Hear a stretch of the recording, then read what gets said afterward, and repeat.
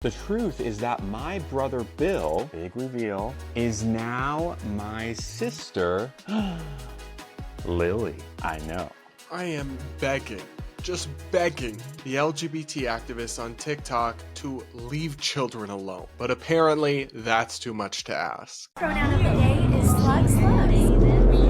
Yes, guys, we're back with another bonus episode of the Bread vs. Everyone podcast, where I react to crazy LGBT and woke TikToks from the perspective of a normal, moderate gay person who hasn't totally lost his mind quite yet. Because you guys seem to enjoy these videos. You like watching me suffer. You're a little sick. You're into it like that. And I judge you a little bit for it, but I also profit from it. So I'll take it. Up first, we've got an unfortunately familiar face, the transgender TikToker Lily Tino, who's out with a creepy new video targeting kids. Take a listen. You Need to Chill by Juno Dawson. Sometimes people say to me, what happened to your brother Bill? We haven't seen him in ages. Is he hiding? Is he ill? Is he lost in the park? Is he scared of the dark? Is he doing his homework still? That's when I look at them in the eye and say, hey, you need to chill. But the kids keep asking questions and say, was he eaten by a shark or whale? Was he munched up just like krill? That simply isn't true, I say, and hey,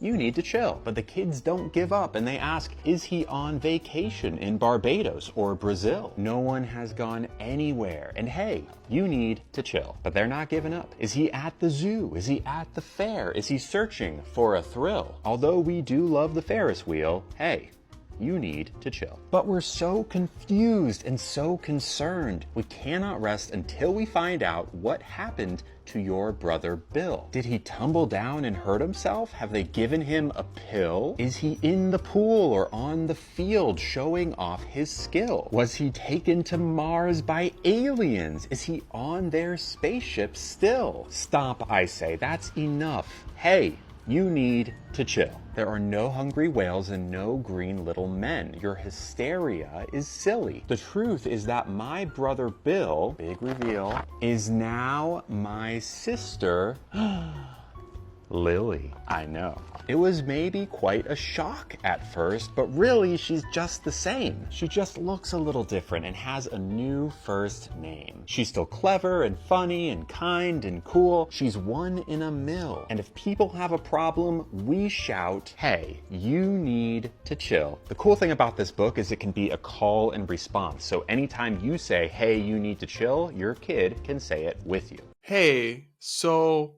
this is creepy. This is demonic. This is everything people are worried about and then some. It's like this person, Lily, who I don't believe is a real trans person, by the way. I believe is a mixture of an attention seeker and potentially a fetishist. It's like this person decided to come up in a laboratory with the video designed to alienate as many people as possible, to put people, even good people, even open-minded people, on the defensive and make them feel like this community, LGBTQIA, whatever Wi-Fi password we're up to now, make that community feel like the enemy, even though most normal gay, lesbian, bisexual, and yes, even many trans adults are just normal people. And we're not actually trying to push crazy stuff on your kids, but apparently this person is. And whoever wrote this book, which simply should not exist, there have always been a tiny, tiny, tiny percentage of kids who from a very young age feel like they're trapped in the wrong body, but those kids didn't need to be taught about it. They didn't need the idea that it planted in their mind.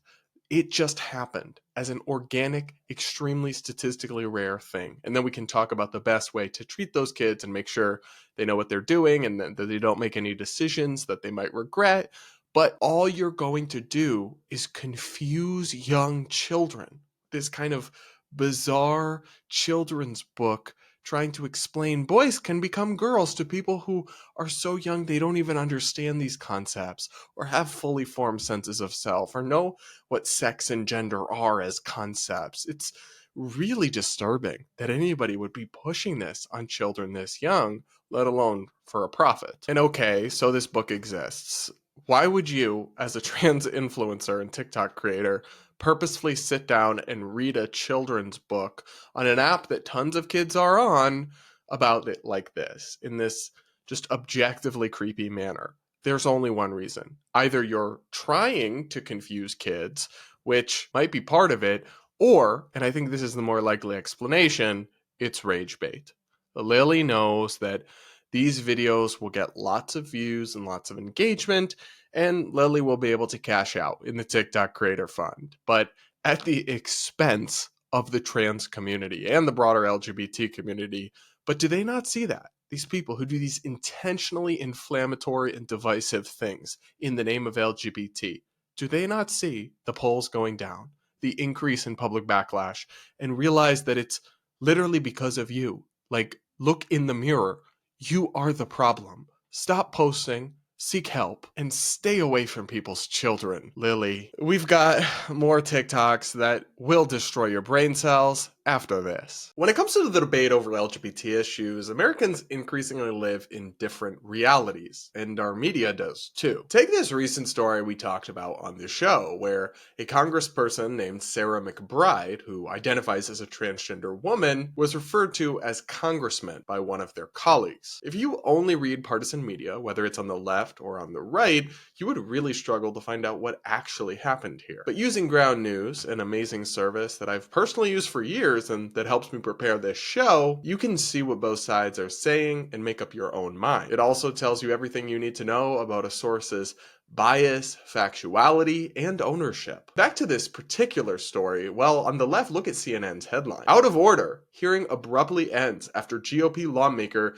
misgenders Congresswoman. Meanwhile, over on the right, The Blaze covered the story like this. Democrat melts down after cross-dressing comrade called Mr. during House hearing. That's quite the difference. And on Ground News, you can see over 150 different headlines, all describing this same story, which is a great example of why Ground News is a better way to consume the news, because everything you need to know is all in one place. What's more, using Ground News, you can get a neutral summary of the story, see how both sides are framing it, see who's covering it and who isn't, and most importantly, use your critical thinking skills to make up your own mind. I already knew media bias was bad, but using Ground News has really helped me see through it and bring you a fair and balanced show. You can get the same plan that I use, which is the Vantage subscription, if you sign up through the link on screen, ground.news/Brad, or use the QR code to get 40% off unlimited access, which comes out to just about $5 a month. This exclusive discount is available through this link, so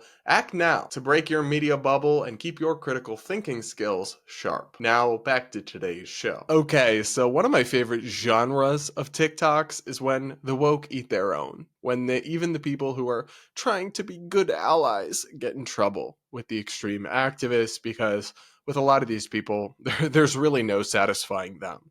And that's certainly the category that this next video falls into. Take a listen. If you're a cis person making content on trans issues, you are responsible for your comment section. I am so tired of seeing a video in support of trans people and then going to the comment section and it's just filled with unchecked transphobia. I wanted to make this video for a while, but with all the Natalie B stuff blowing up, it is rampant. Your platform is giving voice to those comments. You are literally platforming that hatred. I know it's a lot of work, and I do not care. If you do not have the bandwidth to manage your comment section, you do not have the right to be making content about trans people. You will not find unchecked hate anywhere on my page. I have deleted thousands of comments. I've blocked thousands of people.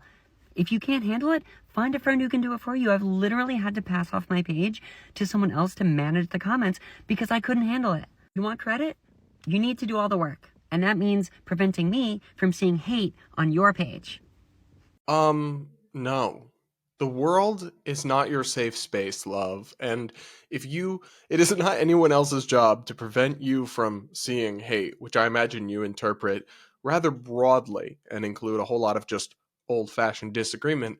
But you do know you're capable of just not looking at the comments, right? You know that's an option. Like, seriously, these people have no agency, no personal responsibility, no sense of, maybe it's up to me to ensure that I have a good experience. No, the rest of the world is supposed to filter through thousands upon thousands of comments and delete everything that might hurt your fifis. No, get a grip, okay? It's on you. To have thick skin, the internet, especially if you're a content creator, can be an ugly place.